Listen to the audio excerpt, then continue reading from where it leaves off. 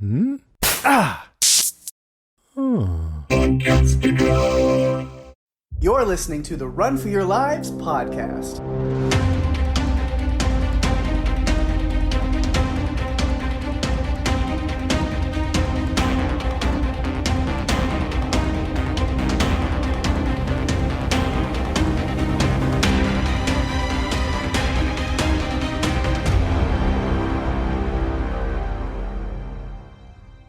Hey everyone, welcome to the show. I'm Daphne. And I'm Pake. And this is the Run for Your Lives podcast.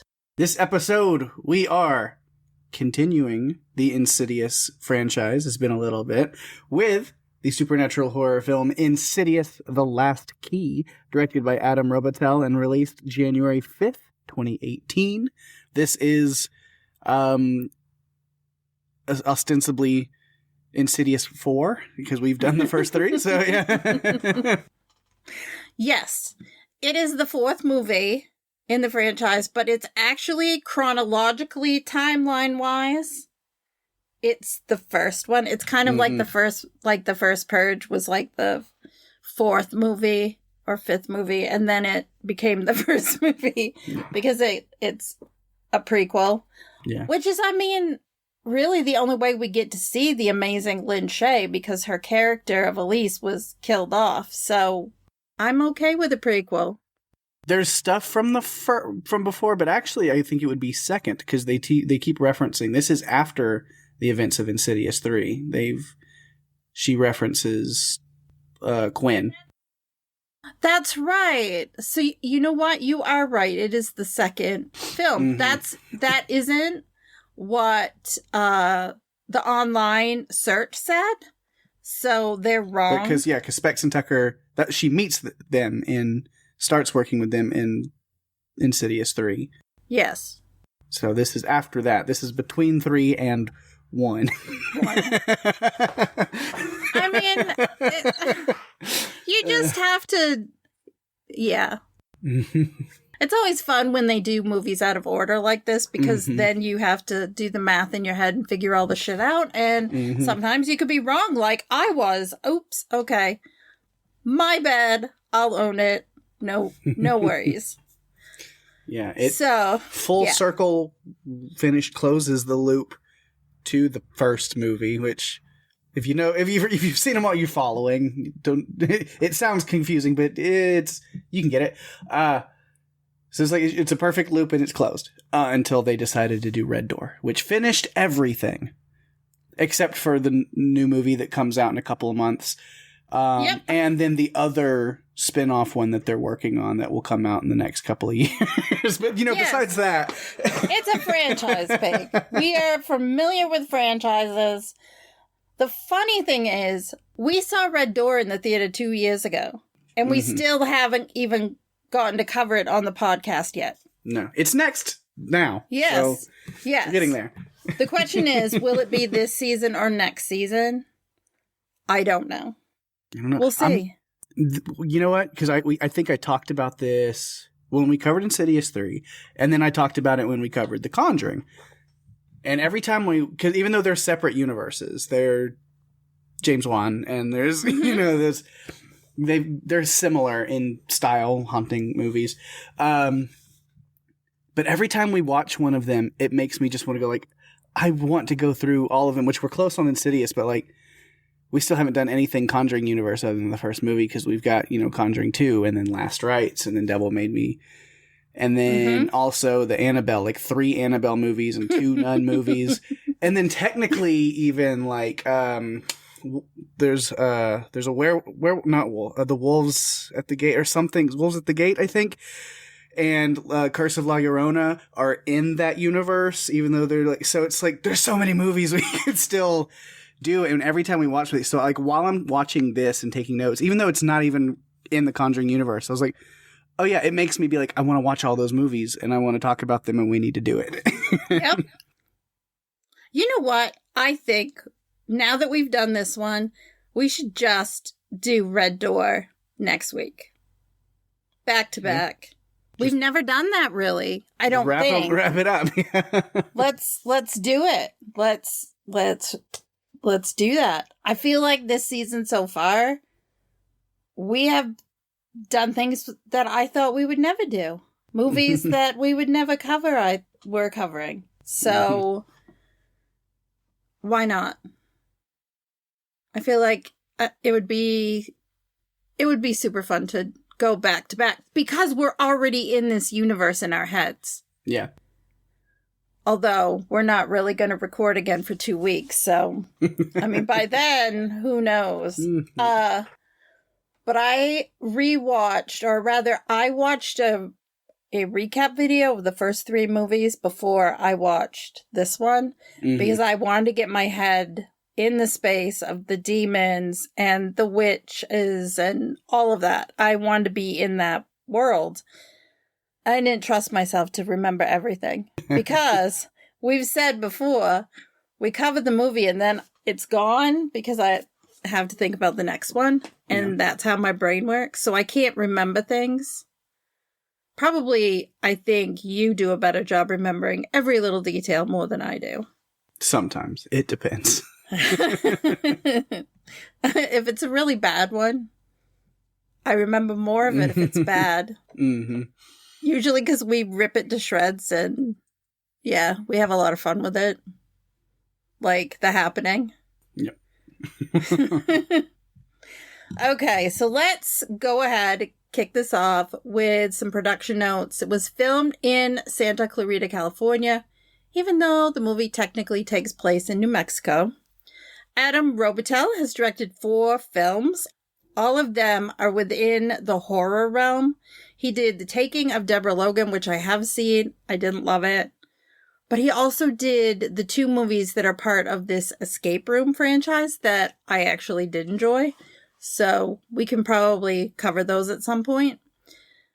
Was written by the amazing and fun RFYL and produced by Jason Blum, Oren Peely, James Wan, and RFYL.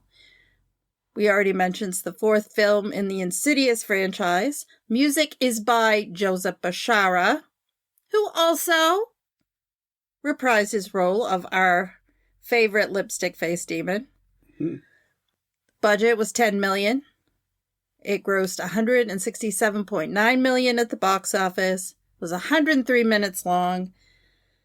Pate, give us a synopsis. All right. Parapsychologist Dr. Elise Rainier faces her most fearsome and personal haunting yet, as she is drawn back to her ghostly childhood home where the terror began. Oh, yes. Yes, she was. I only watched this movie one time prior to today. I forgot how truly horrible her father was to her. Yeah. And on the flip side of that, her mom was this loving and supportive person in her life. And I remember the first time that I did watch it thinking her mom's not going to live that long because I feel like Elise is a tortured soul. And if she had had that much love and support in her whole life, I don't believe she would have been so haunted. Yeah. Yeah, I was trying to, remember certain things that were going to happen, because I've only seen this one once before, and it's been a while. So I was like, oh, what's coming? And then it's like, oh, yeah, that, and then that, and then, okay, yeah.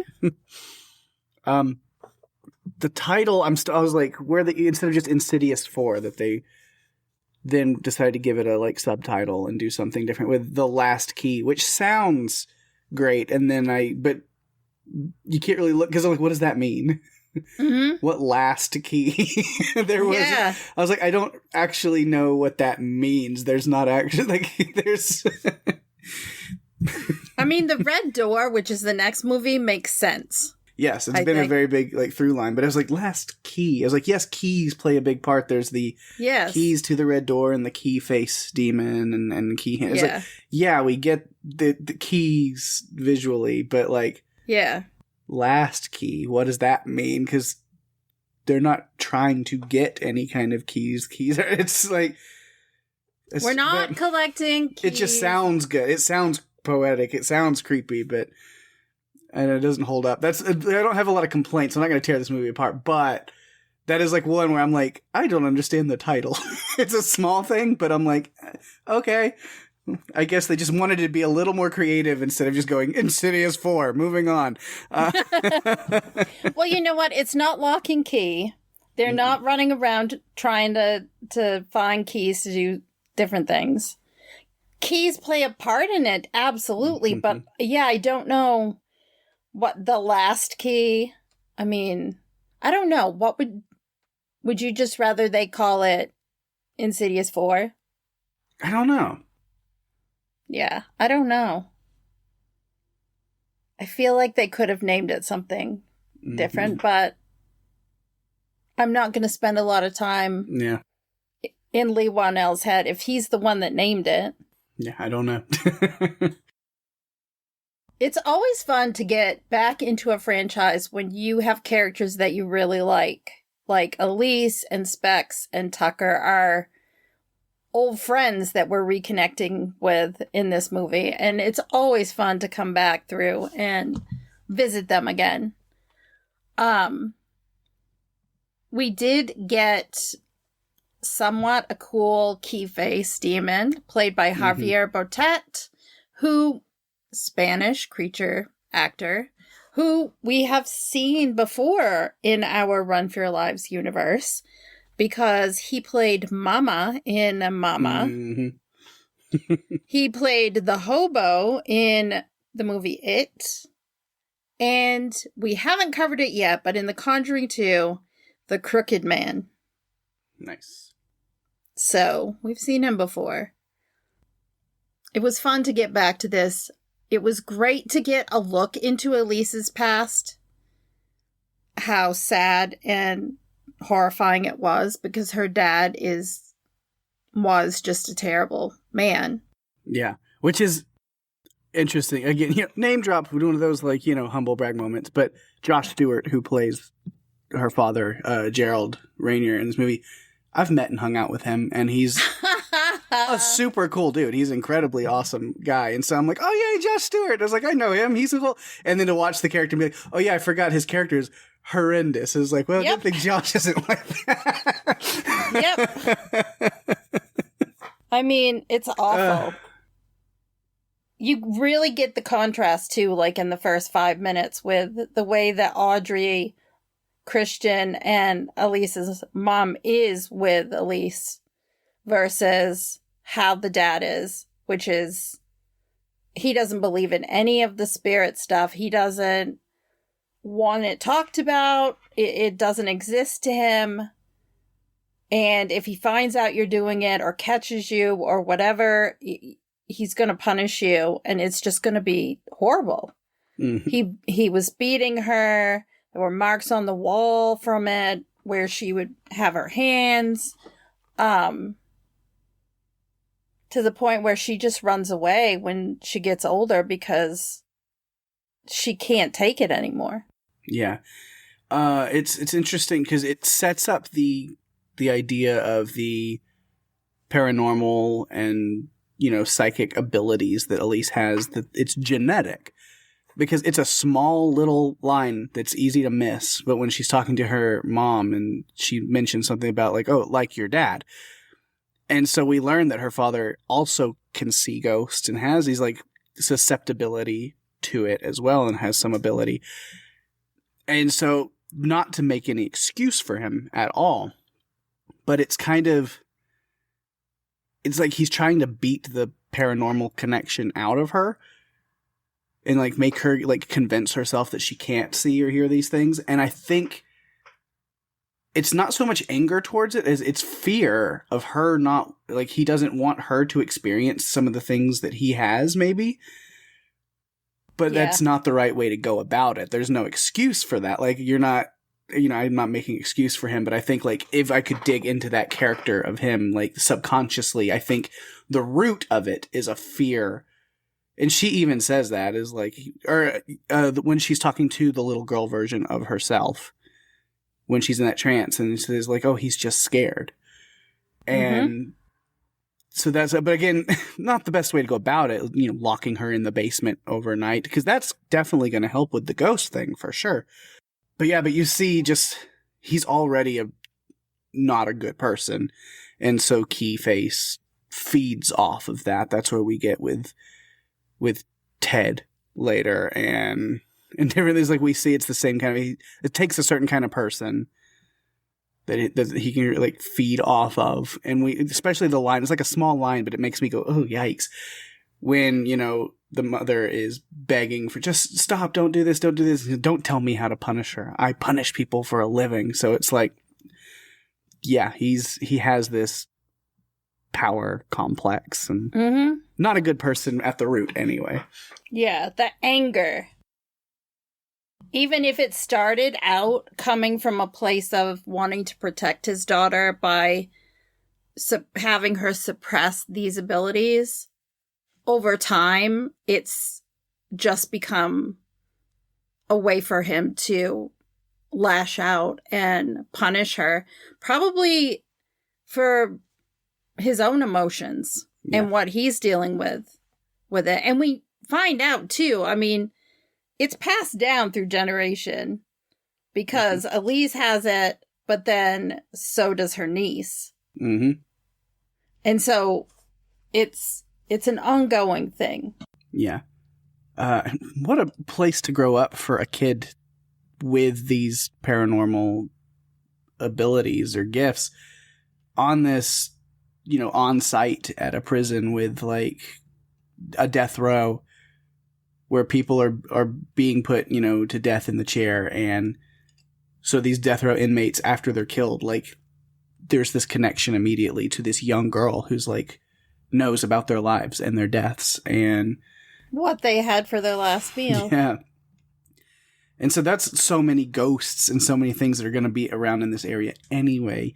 Plus others, I mean, there's also the little boy ghost that is like in their room that pulls out the toys and, you know, speaks to him, which there's a lot of things in this movie, and I'll point them out as we come across them, that are like, and I don't want to say tropes, but I couldn't find another word to use, so it's not in a bad way, which tropes don't have to be negative. No, they don't. But the Insidious franchise itself has developed its own tropes that you see through the Insidious movies.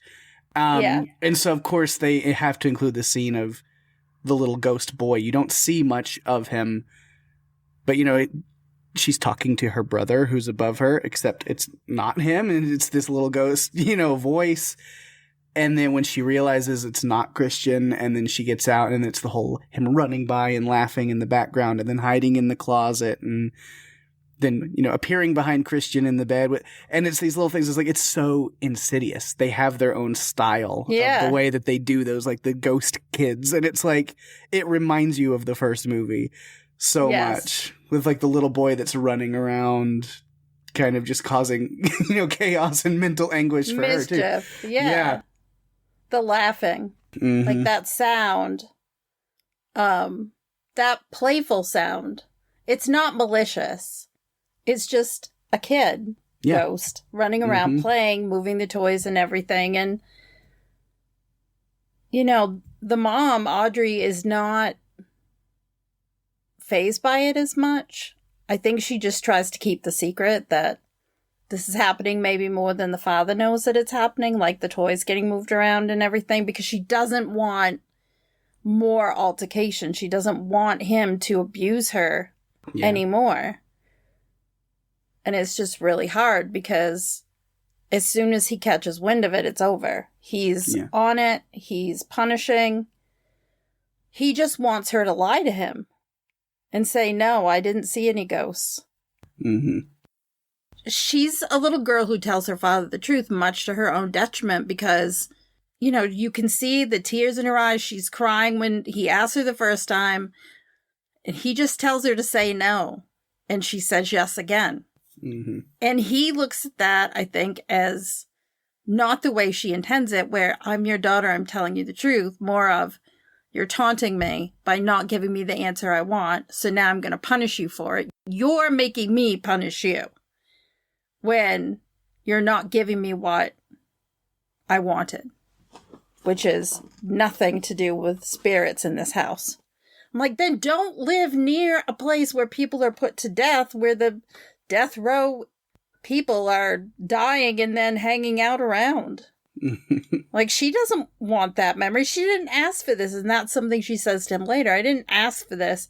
And he just snaps right back at her, saying that she did. Like, acting like it's something she chose when it isn't. It's something he passed on to her. Yeah. I think some of that is his anger at himself for something he couldn't control. Mm-hmm. Yeah. And so, like, the last bit of this opening, of course, is kind of... it's cool. The movie starts with a, like, flashback that we then see as her having a dream or really a memory that these things come back and at certain points. But yeah, as we're meeting Keyface, which is the first time that Elise has any interaction with the Further or through, like, the red door, and is it this demon here being able to, like, prey on her abilities but also her innocence. Yes. Using this, like, little child voice and, you know, open the door, you're the only one who can. And because she, you know, and then we even see later that, like, her abilities are strong enough that Keyface wanted her, telling her as a kid, like, you're the one that's going to do this. And then even then when she's talking to herself, which is another trope, is Insidious time fuckery. They like to do that. Play around with time loops and, like, something that happens in one movie affecting what happens in something that happens in the future in the timeline or even in the past. There's a, you know, there's a scene later on that plays into what's coming. Yeah. But it makes me think of Insidious 2, where Josh, when Josh sees himself as a kid and, like, alters things, and at least, you know, in that second one, like, there's that, you know, kind of, like I said, time fuckery when it comes to the Further. It's hard to get, like, a clear timeline when they keep showing you in every movie there'll be some thing that's, like, banging on a door or something else like that connects to the other movies. And so you're like, oh, wait, oh, yeah, that did happen. Which is why I watched a recap of the first 3 movies, because I'm like, I know this is a movie that is going to refer back to that, and I kind of want to have a good idea going in. Yeah. Because time was not available for me to rewatch the first 3 movies. No. So that's what I did to catch myself up.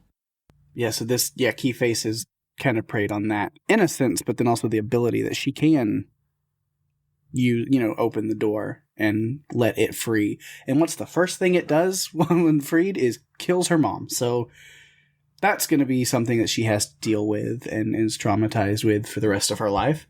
Yeah, because she blames herself because she's the one that let it in, but she was a child. She didn't know any better. Yeah. There was nothing she could have done differently. She certainly couldn't go up and say, Daddy, there's a ghost that wants me to open the door. Should I do it? Because her dad, he doesn't want any part of that. Like, that doesn't exist. Yeah. And so, she wakes up from this memory, is what this whole opening thing is. And then we even see it's 2010, which we know is the same year as the events of the first movie. And then, by the end of this movie, I mean, this movie ends with her getting the call from Dalton's grandmother, Josh's mom, that we see in the first movie. So it all flows right into it. There's so much that we didn't know until the Red Door. Like, there are things that we learn in the Red Door. And so going back and watching this one again, it's just like, oh, God. Yeah. So, I'm excited to get it because I don't remember a lot of the Red Door. Because, again, we saw it in theaters, and then that's really all that all that I've given it. So, I don't remember a lot. So, yeah, I do know, there's, again, those kind of time fuckery things, and it definitely does that with some stuff, but, we'll talk about that. So, I'm glad we're going to just, like, jump into that as the next one, so we can... I feel like, we have to. I might rewatch it tomorrow just because I want to be back in that headspace after seeing this one. Yeah. So, we're kind of in current time in a way. It's 2010, but, in this timeline in this movie, we're back to there. And our boys, Tucker and Specs, they're there. They're living with Elise, so Spectral Sightings is just a fully in-house operation, I guess. And, Tucker tries to fix things. He's trying to do things, but it's just not working. It just makes me think of, I don't know, the dad in Gremlins who had all these inventions and nothing ever worked. Yeah. So he's trying to fix stuff, and they're living. I mean, this is before we get to go to the Lamberts and meet Dalton and Josh and the whole family. So they're just living like it's just how things are. Yeah, like I said, this is after the events of Quinn Brenner, something. Quinn Bremer. That's it. It's in there somewhere. My brain is like, I remember some things. I didn't watch any kind of recap, so I'm just pulling from somewhere deep in there. Okay, let me look. Yeah, Quinn Brenner. Mm-hmm. Man. Okay. The information still, it's buried in there somewhere. I don't know how, but something still. Remember, we've done over 200. This is episode 260. We have done and then Dr. Malcolm. They're just mixing them all up. No, so this is after that. So they're, fully a team doing things as they do. They're ghost busting. When Elise gets a call from Ted Garza, who is in Five Keys, New Mexico, where she grew up. All that happened, and not just in the same town, but he is living in the exact same house that she grew up in, and she's been having these dreams and memories of it recently. So she's terrified. At first, she just refuses. She's like, "Sorry, I can't help you. Goodbye." But then she's thinking more about Keyface and having these memories and she again feels guilty, like you said, or responsible for what happened, and she knows the evil that's in that house and what this guy could be up against, and so she has to take that responsibility for herself. She says she has to do it, and at first she wants to do it alone. She's not going to want the guys tagging along, but Tucker and Specs don't take no for an answer. They definitely do not. I wondered if she did that because she was afraid for their safety because of what happened. Yeah, I think so. I think she just knew the dire situation that could be ahead of them and didn't want to put them in that kind of danger. Yeah, because she makes a comment later that we'll talk about. It was at the very end about family. Mm-hmm. And that kind of solidified that in my head, that she really did not want the same thing that happened to her mother to happen to them. Yeah. And so she was trying to keep them safe. But she's also, I think, really happy when they decide that they're coming. Basically, they bought a van. $700 for an RV is insane. A steal. How? How did they do that? I love the license plate. Did you catch the license plate? Yeah, Specs Tucker. Specs Tucker. Yep, I love it. Again, to see that is fun. It's like how because I know we've seen it, but like they were like, we just bought this, and it's like, and you already got the vanity plate, but I was like, you guys worked quick, Yep, like, and the painted logo, like everything is all set, so it looks good. Just as like you see, like they already have that license plate on there. It's like, man, they committed right away. It ran better than I thought it was going to, and I figured maybe it was stolen. Not that they stole it, but someone else stole it and then unloaded it for so. If you're just paying $700 for it, then that's the only explanation that it's working. Yeah. Because I thought it might break down on the way there, and it didn't, and so I was surprised that it was functioning at all for that price. Yeah. And road trip. And when they get there, I think I've done this a bunch. I like to pay attention to road signs in movies for some reason. I really do. So, welcome to Five Keys. We'll unlock your heart, which doesn't sound welcoming. That sounds like a threat. Yes, it does.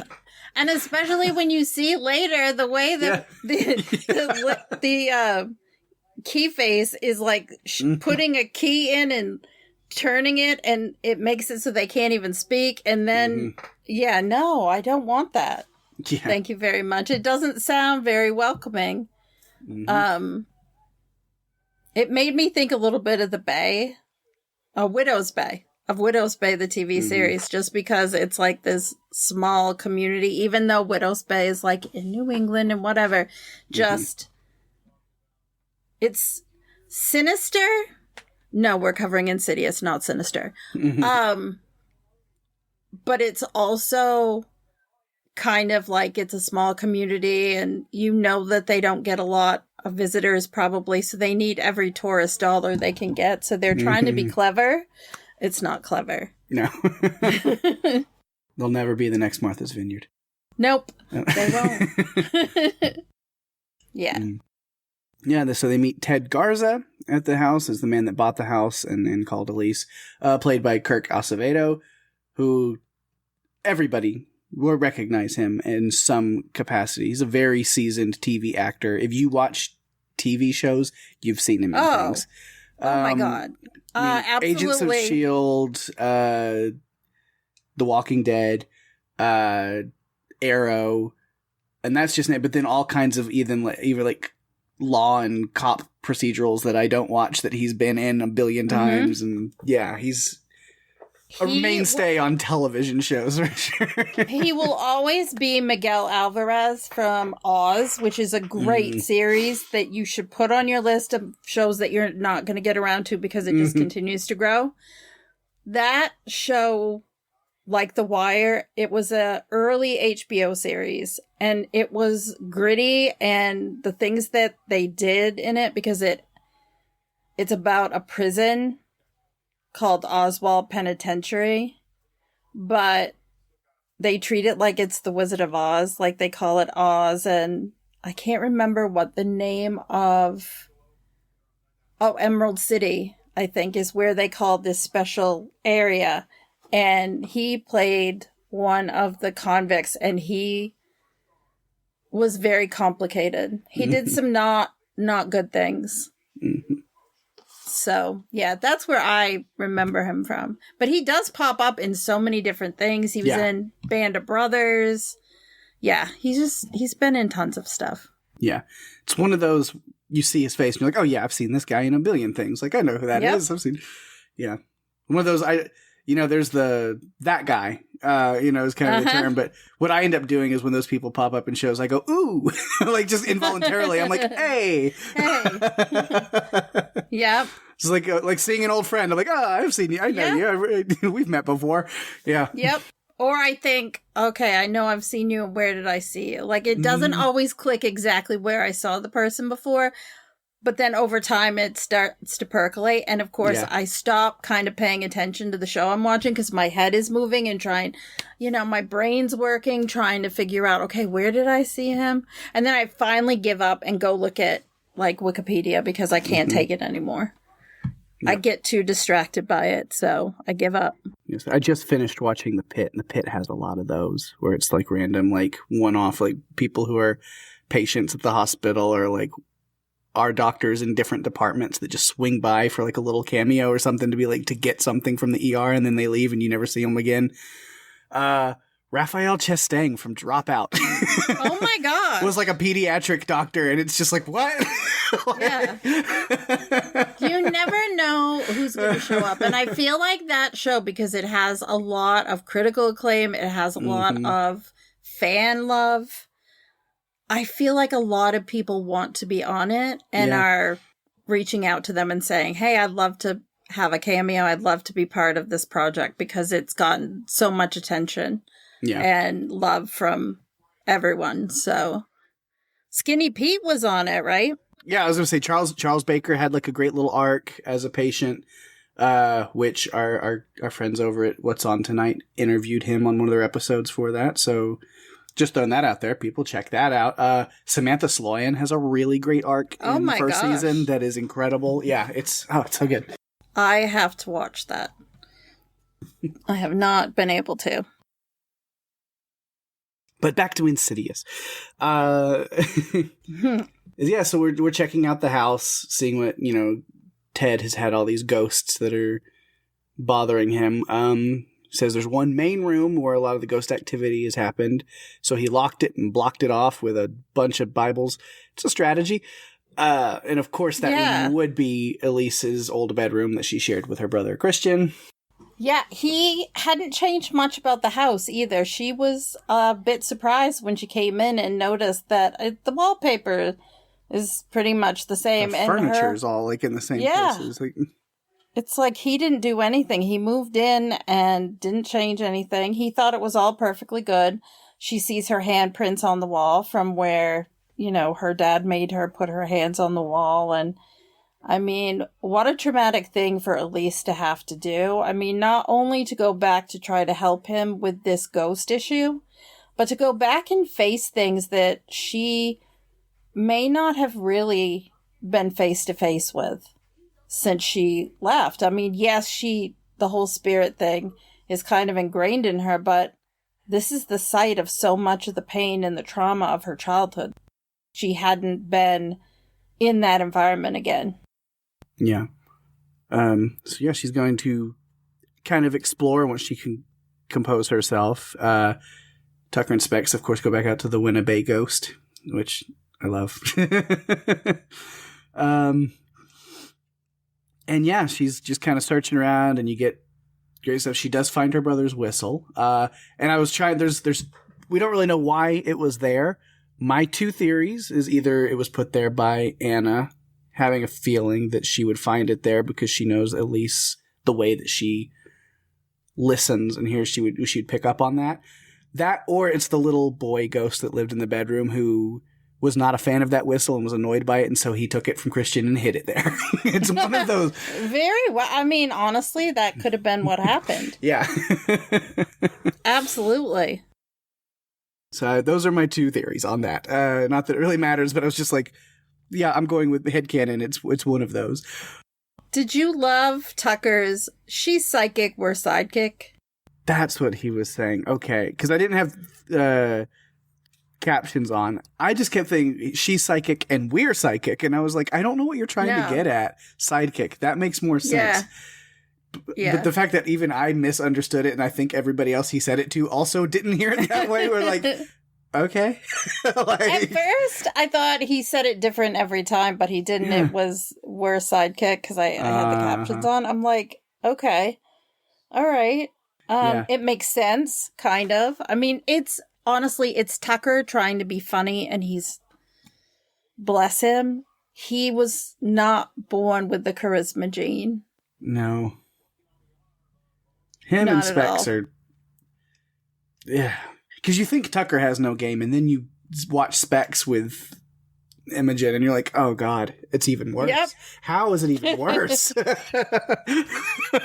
in some ways, because Specs is not as intrusive. Okay, so because Tucker he comes on way too strong, okay? Yeah. Specs doesn't come on quite as strong, but he comes off like 10 times more awkward. Yeah. And so it drives Tucker crazy that Specs is given the opportunity to go with Imogen. And he doesn't get to do that because he has to go to the basement later on. He doesn't like it. He sees Specs and Imogen having this little friendship going, and he's not happy because he wants to get in on the action, but he has no game. No. No game at all. Yeah, and I love creepy ghost stuff. Again, we get some of that while she's kind of searching around. The dark figure creeping up on her that turns into her dad's old uniform with the flashlight was fantastic. So well done. Love it. One of the things I love about these movies so much. They do that, though. They set you up to think that something is going to pop up, and it doesn't. Mm-hmm. And then it pops up when you don't expect it to, like the suitcases. They keep showing you on purpose to double, lull you. triple, 5-time fake out just to set up for the suitcase. Yeah. They lull you into this sense of comfort and then smash you in the face with a suitcase. So it's just what they do. And so I'm sitting there bracing for whatever because I know it's coming. But then it's like, yep, I know it's coming. I'm not going to... I know it's going to happen. But watching Elise, I mean, she's doing what anyone would do. but still. Mm-hmm. Yeah. And then, she's got this camera feed through, like what her, kind of on the glasses kind of thing, and that they can watch. And, the legs at first, and then the full ghost of Anna asking for help. But again, like, Elise doesn't see it. It's just like through the camera feed, which is interesting. So, and then she takes the whistle from Elise. So then maybe, canon-wise, I go back. So maybe it was just the little boy that hid it, because I don't know why she would hide it for Elise to find, just to take it back. Then just take it and lure her with the sound in the first place. So going back to, it's the little boy ghost with the mask that was in the room. He was just like, this stupid fucking whistle, I hate it. I'm taking it away from him, and I'm hiding it under here, and he can't blow it again. Yep, but they keep blowing it, so it's like, he had to get it and hide it. Mm-hmm. Yeah, and then once she kind of starts interacting with this ghost, Anna, before she knows the name or whatever, but she, recognizes her. This is later, but we kind of get that, like, flashback, those, like, the woman, she recognizes her, thinking that she was a ghost she had seen in the house before. That's like the big reveal for later, but she's just like, oh yeah, because I saw her in the laundry room, this kind of same place as I'm seeing her now. It's like, oh yeah, she was in here, and Dad was mad at my ability of being able to see her, but that was the last straw. So that's like why this ghost really sticks out to her, because that was like a last straw for her, where finally she said no more. Showed her dad his own death and then walked out. It was just she did. Done with his abuse and was out. Unfortunately, that meant leaving her little brother alone with their father, which she's kind of beat herself up. Another, just add it to the pile, add it to the list of things she has to feel guilty about. But for her own, not just mental health, but literal physical safety, she had to get out of there. Yeah, I think she carries a lot of guilt for many different reasons. And that, again, is something that she's just had to deal with. She's never given herself any grace about it. She's just continued to live a life where she feels like she made so many mistakes. And coming to the realization that Anna was still alive gives her even more to pile on with the guilt, because she realizes I could have helped her, because she wanted to help people. That was why she does what she does. I mean, that's why she does everything that she does, is to help people. She wants to make things better. And she realizes then, oh my God, I could have helped her. And instead I left. Why wouldn't you think it was a ghost? Her dad said he didn't see anything, even though he knew that Anna was in there. Mm-hmm. Yeah, I mean, it's something that she can't blame herself for, because where she was at the time, like, why would you, like you said, why would you expect anything different? Yeah. Yeah, and then it's interesting that even though, all these years have gone by, her brother still lives in that town. He never, like, left, but just seems to, on his own, like, he seems to be doing fine. Still lives there. She sees him and his two daughters at the diner. And that doesn't go so well. He's definitely harboring some hard feelings about all of, her leaving him behind. And even before that, he says, you terrified me as a kid. All of this, you talking about ghosts and demons and all these things. It was just like, I didn't want to hear any of that. And you just constantly, that's all. Yeah. It's just like, you terrified me and then you left me alone. With a monster. Mm-hmm. I mean, we don't know exactly what Gerald did to him, but we do know, because we see the scars on Elise. Mm-hmm. We see the physical remnants of the abuse that she suffered. Yeah. So, and as far as I know, or as far as we know, I don't think he had any he didn't really have any abilities. Mm-mm. I don't think. But his daughter does. Yep. Which I wondered if Elise realized that Imogen had an ability, like when she first is meeting them. Yeah, I don't know. Maybe because what causes her to, start talking to them other than they're familiar, they're familials, literally, they are related. So they've kind of, but I don't know. Cause I feel like I wouldn't be able to look at somebody and feel like, oh, you're related to me. Like, I don't know. No, I don't think so. I don't know. I feel like you'd have to have some sort of sixth sense of susceptibility to understand that. And I don't think so. Yeah. Yeah, as much as Christian was not happy to see her, his daughters, Melissa and Imogen, are quite happy to meet their Aunt Elise that they didn't know existed until right now. Yep. They were so happy to meet her, and Elise gives them this picture of the whistle to give to their dad. Yeah, then we kind of get to the next night. They're, Elise continuing her, exploring and trying to figure out, like, how do we take care of these, like, the ghosts, and how do we help Ted out? She's talking about the red door, which, yeah, we know, again, it's big to this, franchise, this story, the passageway into the deeper, further, where the malevolent, Insidious, even, spirits reside. Things like Keyface here, or the lipstick face demon, Parker Crane, the man who can't breathe, and more. A lot of red door residents that we have met over the years. The usual suspects. Yes. We're hanging out together. And Anna, this ghost woman here, using the whistle to lead her to a door, wanting her to see something. It's kind of this sort of hidden door down in the basement. And yeah, what she sees is not a ghost. And then you realize when she's saying help, that help her, not help me. Because there is a living woman trapped and shackled up in the basement. And so the ghost leads Elise to find her and rescue her. Yeah. Because Garza had kept someone prisoner much like her father had in that room. Yeah. So. The line where Ted says, he's in my head, which sticks with Elise. It's very important. I was like, oh, he's wanting to get rid of ghosts, but he's the one creating them.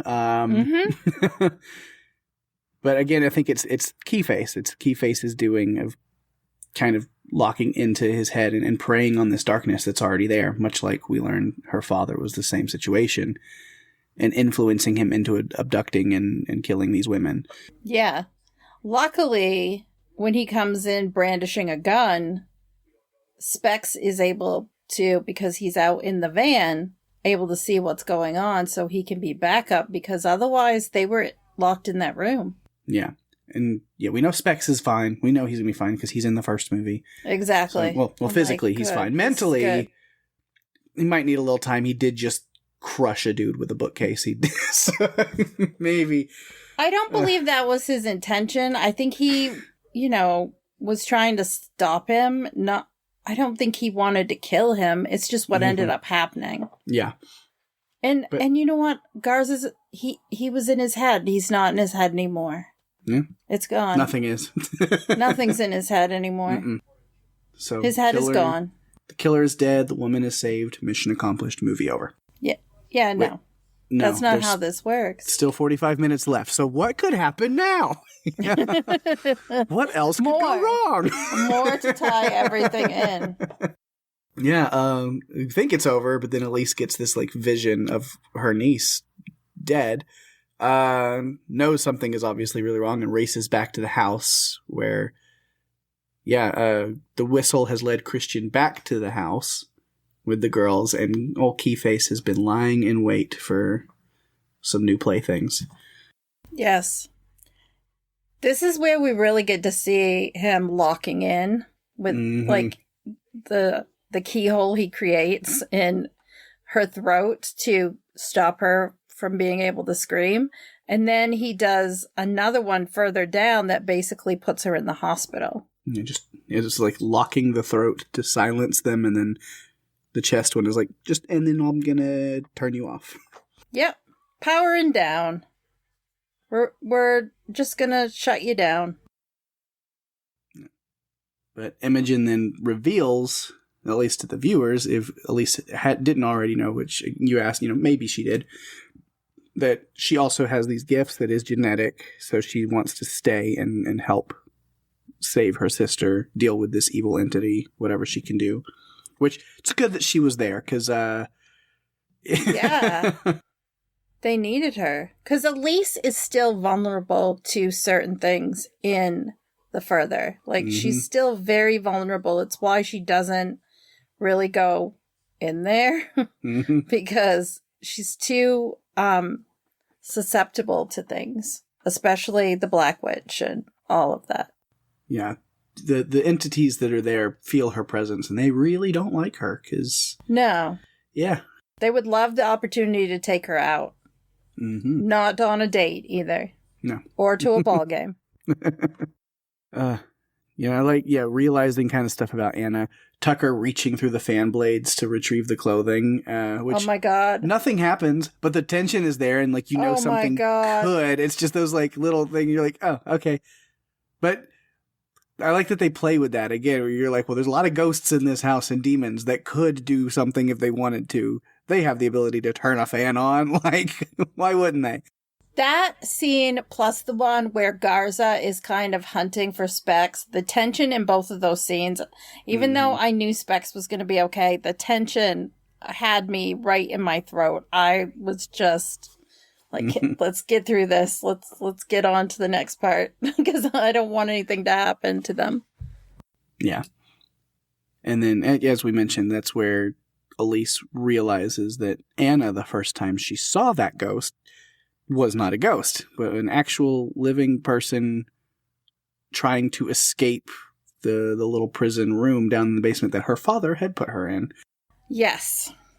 And so this all is familiar when they go through this with Garza, because it's, okay, this has happened before. It's happened a few times, honestly. Yeah, and so Anna is determined. I mean, she's using Elise's gifts for good. We saved Mara. Now we need to lead you to the remains of the other victims. And free me, free them. And... yeah, then we talked about, the briefcase jump scare a little bit, which, just horror stuff. Gotta do them. You gotta do it from time to time. You think you're in the clear. And no. Yeah. I remember the first time I watched this, that just... that made me jump. Yeah. And then when she gets taken by Keyface, after it pops out of the suitcase, then she's in the Further area a little bit, so you get the time fuckery. Like I said, she's talking to her younger self and learning things. I liked that scene, though, when she's talking to her younger self and telling her not to give up and keep doing the things she's doing, and I liked that. It made me think about knowing what Elise knew after the first movie with Josh and Dalton, if she knew those things back then, how it might have steered the bus, but it didn't. Yeah. Because she didn't know, but we knew. Learning that Keyface's role as a demon or whatever is the one who can unlock the red doors. Although apparently he still requires somebody like Elise with her abilities in order to do that. Yeah. He needs help. He can't do it on his own. At least at this point. So... luckily, Imogen is there. Specs tries to do the hypnotizing. Tucker ends up having to do it, and it's just the Further, like how dark everything is in the Further. The whole thing is just so terrifying, because you know that a demon or a ghost can come out at any time, and they may be friendly or they might not be friendly. You don't know what you're going to get hit with. Imogen seems to handle the Further pretty dang well for her first time, not knowing what she's getting into. I think she did great with Anna there to guide her as well, so that's nice, continuing to help out. But then they get to the red door, guides her through that. Wonderful. But Anna's not going in there. And it's like when the friendly ghost is like, nope, you're on your own at this point. It's not a great sign. It's not a good thing. When even the people who are already dead are horrified of it, you're like, that's not good. No, this is not a good situation for her at all.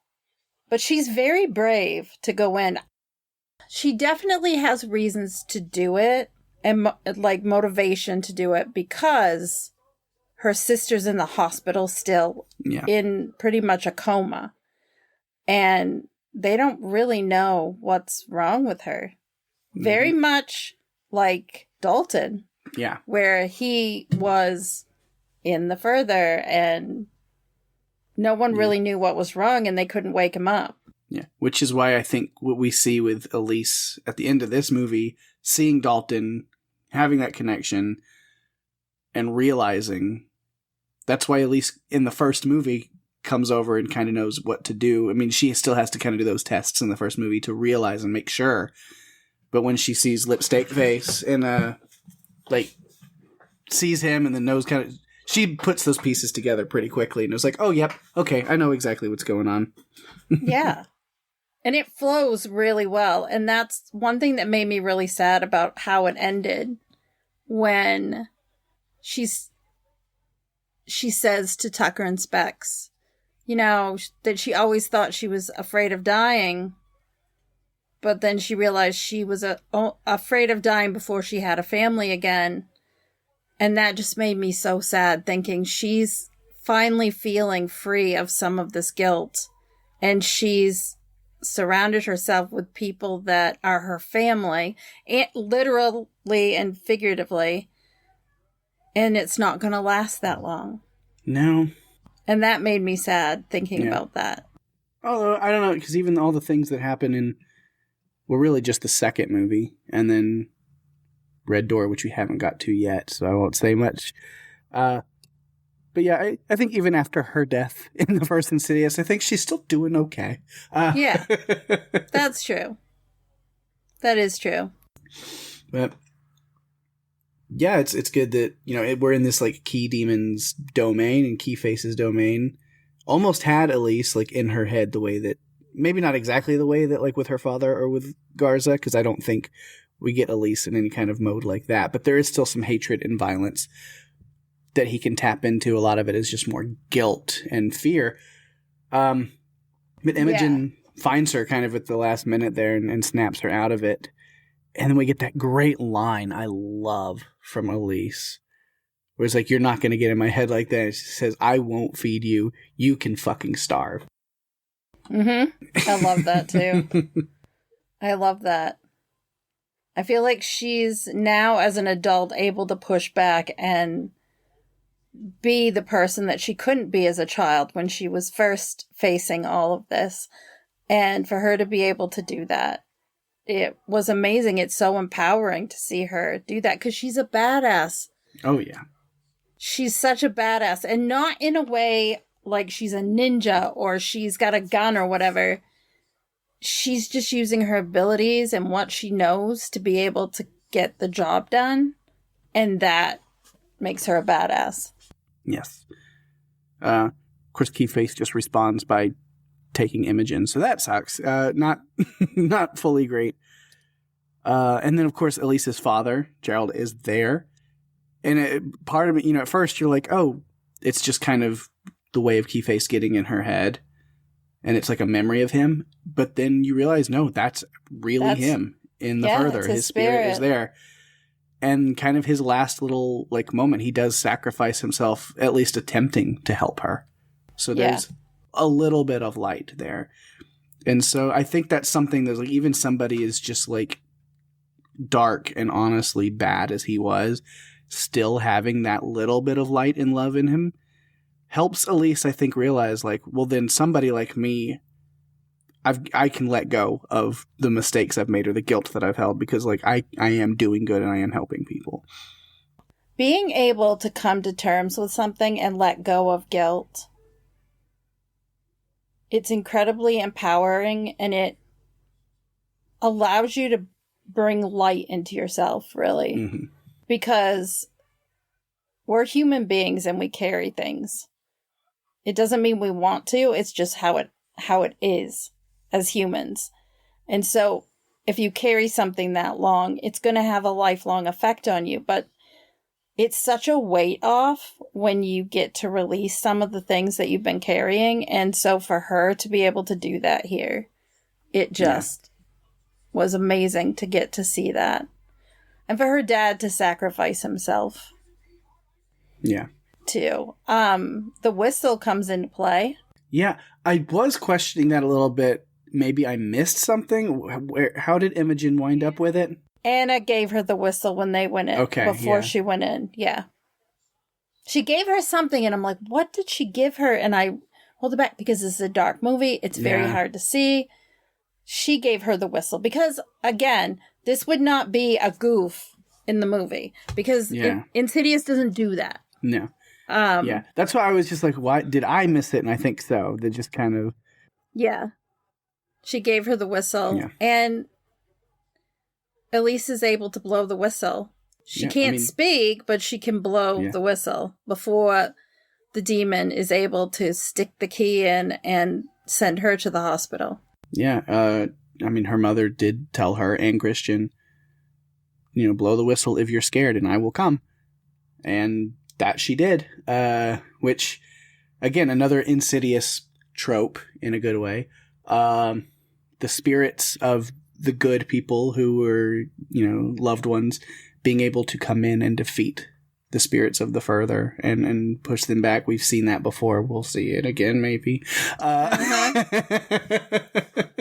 I liked it because it gave Elise another opportunity to let go of some of her guilt because she actually got some closure with her mother. She needed that. This was a big Elise movie. This was about her and what she's carried.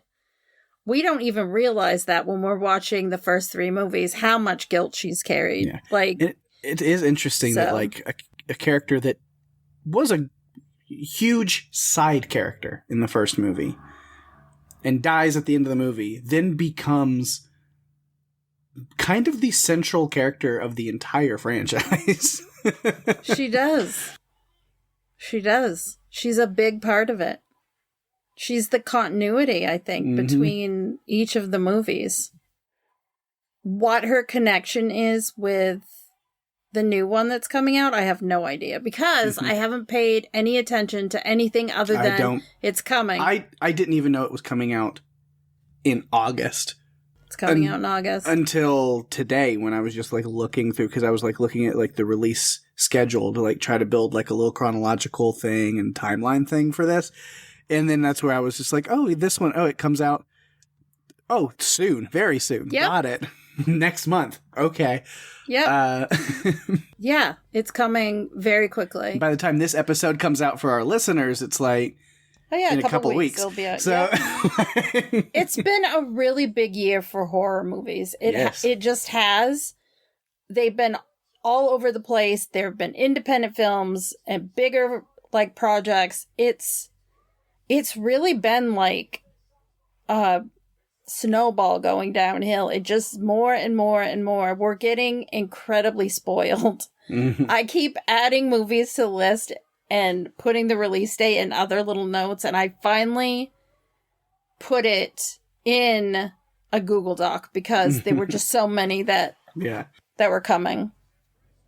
And then so there's that one in next month, and then there's another one in pre-production that is an Insidious story, so I think it's gonna be unrelated to Elise and the Lamberts and that'll be the first one that in the universe still. Yeah. That'll be the first one that Elise and Specs and Tucker won't be in. Yeah. That's kind of strange to think about that. So I'm curious to see how because I'm assuming we'll deal with the further and the demonic realm, but it will be all new people. I'm sure if we have parapsychologists and demon hunters or, whatever, that it'll be completely new characters that are dealing with these things. So I don't know. Yeah. I'm curious. It's going to be different for sure. I don't know. It's continuing. We will get there. That's why we need to cover the the red door, because we need to be ready for this one, to cover this one at some point, probably next season, just because we've already, this is the 10th movie in this season. We have a bunch more to go, but yeah. So yeah, we're kind of there, you know, her mother comes in, helps out, and now she's got Imogen, and then they even find Melissa, and, well, you know, Melissa's there, and she's not in good shape, so we've got to get her out. Head back out, and then, oops, wrong red door. That's just little Dalton Lambert slipping and falling. We'll see him again later. There's much more pressing matters right now, like your dying niece, so we'll just... Yes. We'll circle back to him. Let's move on. Let's get next door. We're just going to keep going. Just going to keep going. Yeah, and it's a nice little, like, kind of ending there. You know, Melissa is saved. Imogen and Elise are back in the world of the living. Elise has this new reinvigorated mission to continue helping people. She has reconciliation with her brother. It's a really beautiful thing. She deserves it. Like, she deserves to have good things, because she is putting herself at risk, obviously, to help people. And it warmed my heart that her mom was proud of her for everything that she's doing. And I'm glad that she got those moments in this film, because, again, I didn't realize she was carrying so much until we got to really see behind the scenes. And I like that they gave us the glimpse into her traumatic childhood, but didn't make it a whole movie. They made it like a catalyst for her becoming who she is, but they didn't make it the whole movie about Elise's childhood, because that would have been incredibly depressing, to see. I like the way that Leigh Whannell wove this story together. He's a really interesting storyteller when it comes to scary movies. He does a great job. And then we also get the comedic acting part of it. Yeah. Which I don't know. I mean, we see it in Cooties, but you also get it, I think, in this franchise. These little moments. Tex and Spucker.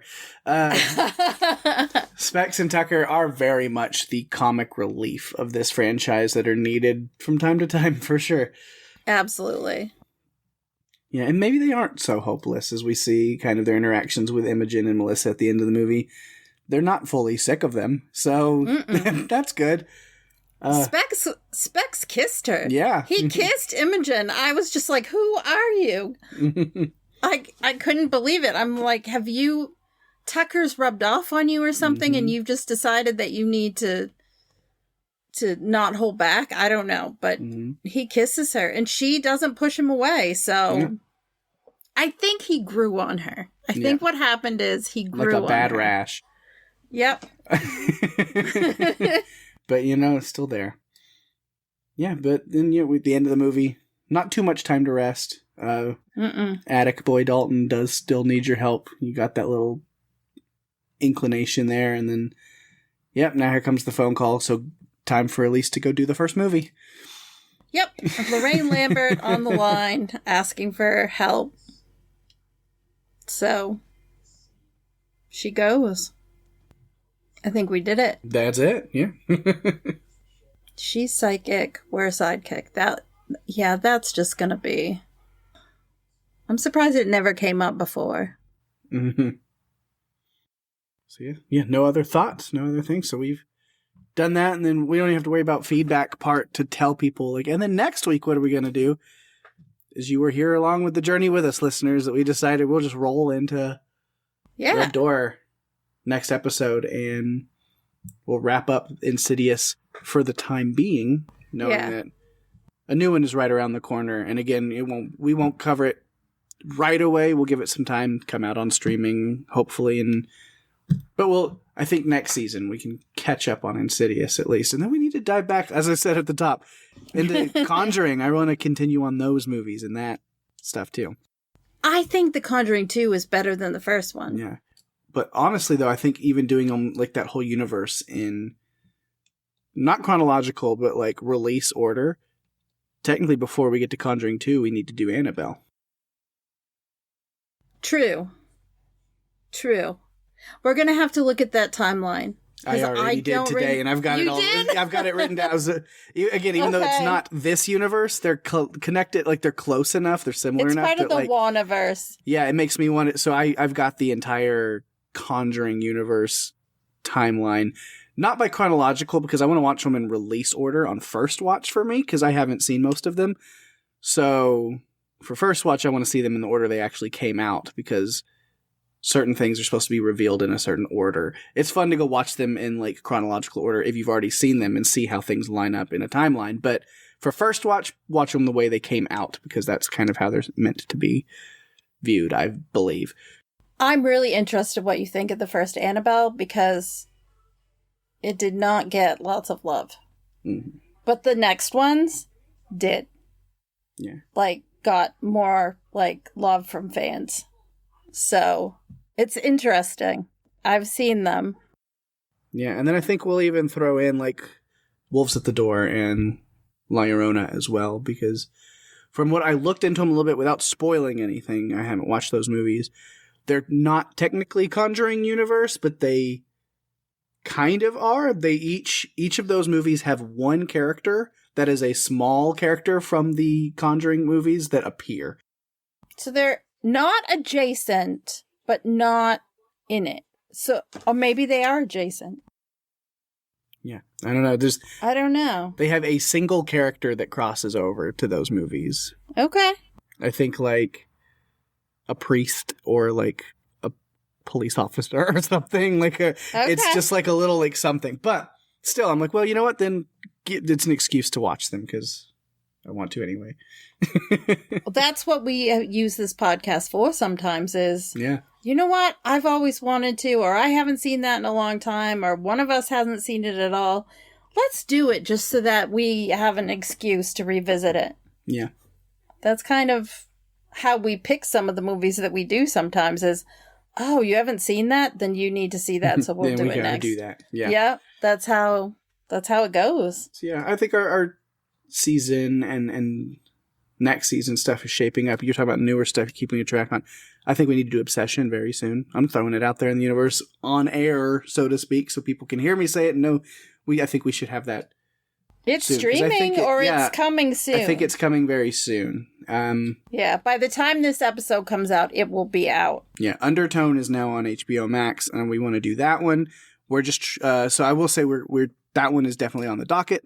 Listeners know we're trying to maybe lock in a guest for that one, so that's why we're holding off on that one for a little bit. But we'll see what happens.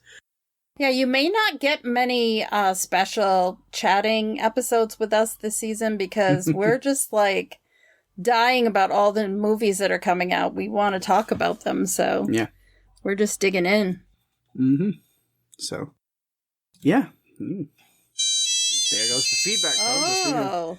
Stuff we want to get to or hear about. Or maybe there's some thoughts on this movie from some listeners. So hopefully it's not the demon again.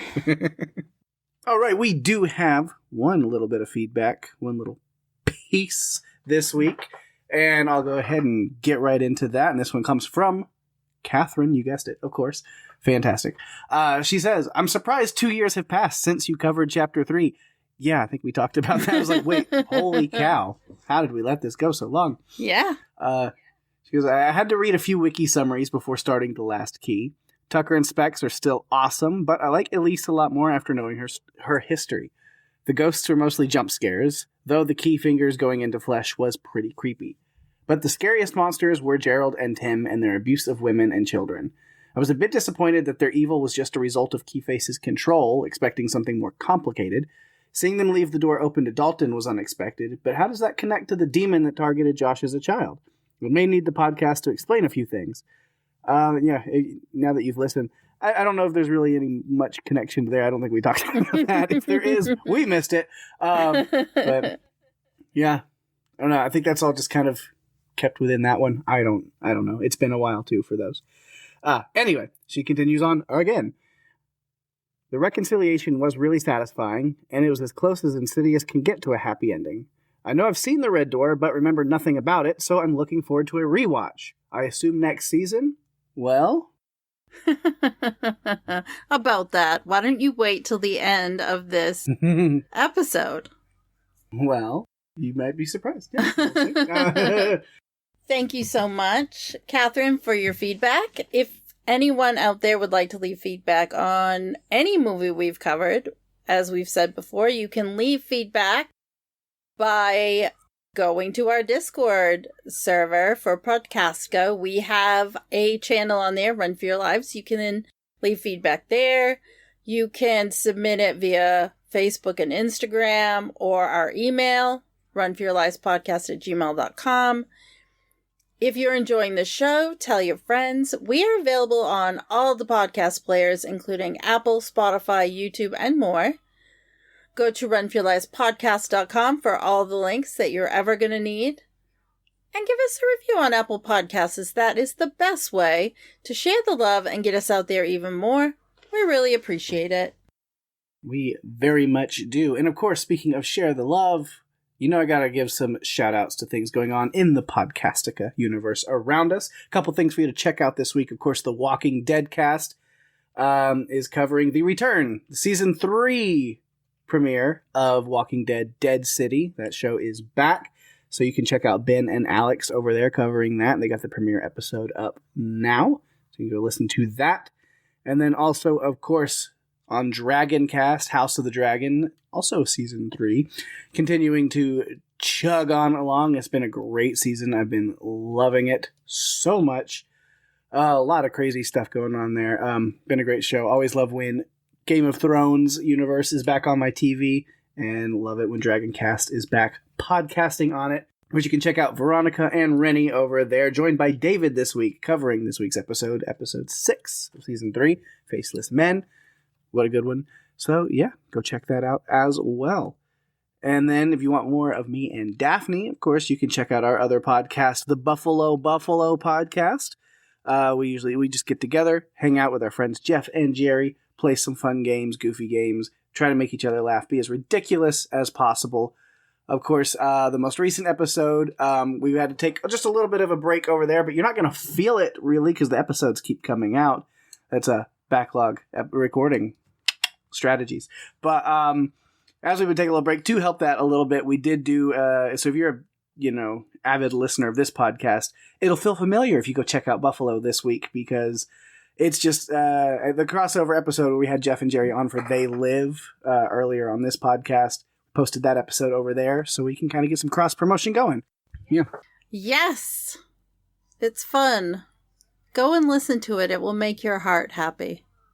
You'll get to hear them terrorize me on an episode where we talk about a movie. Mm-hmm. What could be more fun? Yeah. If you haven't already listened to that on this feed, then go do it over there, I guess. I don't know. But yeah. Also, then, go check out that podcast and other episodes of that, because it's different, but it's a lot of fun. It definitely is. So, some fun stuff for you to check out this week, but then next week we will be back here next Friday with some more Run For Your Lives. And we kind of hinted at it a little bit earlier with Catherine, but Daphne, what are we doing next week? Well, 10 years later, a father and son must confront the buried memories and supernatural forces they believed were left behind. We are going back to complete the Insidious franchise for now, as we discuss Patrick Wilson's directorial debut, Insidious: The Red Door. Yeah, we talked about how it's been 2 years since we did Chapter 3, and we didn't want to wait that long again, so instead we did it the next week. Yes. Yes, we did. And we saw this movie together in the theaters 3 years ago. It's quite a long time to wait to do a movie. Yeah. Mm-hmm. So, we're dropping it next week. So, please send in your feedback on that one. And I said complete it for now because there's another Insidious movie that's coming out. So 2 more Insidious movies coming out. Yeah. So, it's going to continue. We're just catching up for now. And with that, we have reached the end of another fun, creepy, scary, ridiculous episode of Run For Your Lives. Thanks everyone for listening. I'm Daphne. And I'm Pake. And if you have to run, you better run for your lives. Bye-bye.